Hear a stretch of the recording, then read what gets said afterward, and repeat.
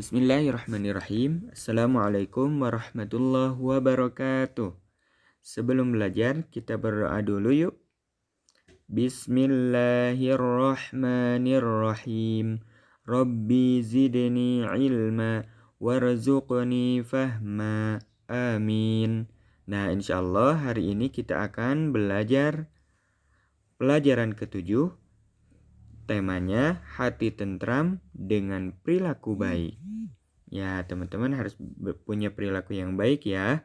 Dan insya Allah hari ini kita akan sama-sama belajar tentang ikhlas. Nah, seperti apa Ustadz ikhlas? Nah, kita simak dulu yuk dalilnya. Nah, dalilnya surat Al-Bayyinah ayat kelima. Wa ma umiru illa liya'budullaha mukhlishina lahuddin, dan seterusnya. Nah, artinya padahal mereka hanya diperintahkan menyembah Allah dengan ikhlas, menaatinya semata-mata karena menjalankan agama, dan seterusnya. Nah, jadi Al-Bayyinah ini sebagai dalil ikhlas ya. Jadi kita harus punya perilaku ikhlas. Dengan demikian, ikhlas adalah mengerjakan suatu kebaikan dengan niat hanya karena Allah Subhanahu wa taala. Tidak karena apa-apa ya, tidak karena mendapat imbalan atau misalkan agar banyak teman atau yang lainnya, tapi kita mengerjakan suatu kebaikan dengan niat hanya karena Allah Subhanahu wa taala. Nah, berikut contoh perilaku ikhlas. Nah, apa saja ya perilaku ikhlas yang bisa kita lakukan? Nah, yang pertama, perilaku ikhlas yang bisa kita lakukan adalah memberi hadiah kepada teman. Nah, bisa kepada adik, kepada kakak, atau yang lainnya. Kemudian yang kedua, bersedekah. Mengisi kencelengnya, kenceleng sedekah yang dari DTP atau kenceleng yang lain. Bisa ke masjid atau yang lainnya. Kemudian perilaku ikhlas adalah membantu ibu dengan ikhlas ya. Nah, salah satunya membantu ibu mengepel atau bisa jadi mencuci piring atau yang lainnya. Kemudian membantu kakek. Membantu kakek berjalan, menyeberangi jalan, membantu kakek duduk atau yang lainnya.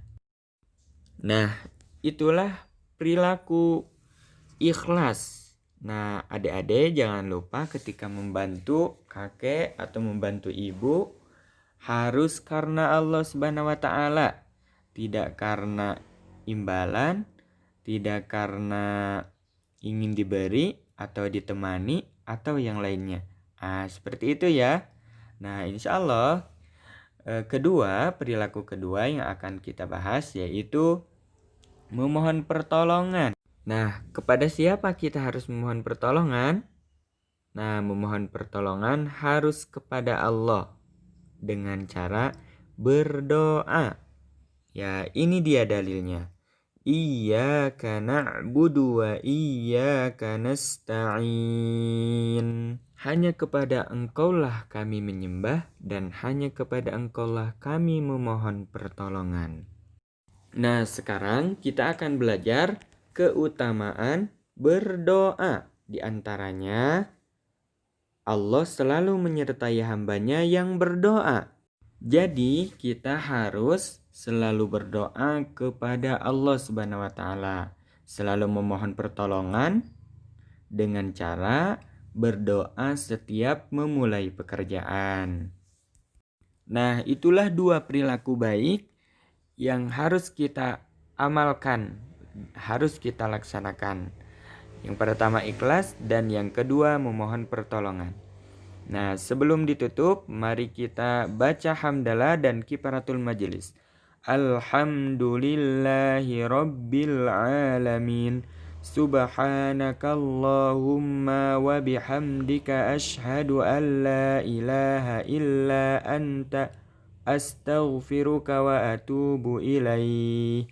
Terima kasih banyak. Wassalamualaikum warahmatullahi wabarakatuh.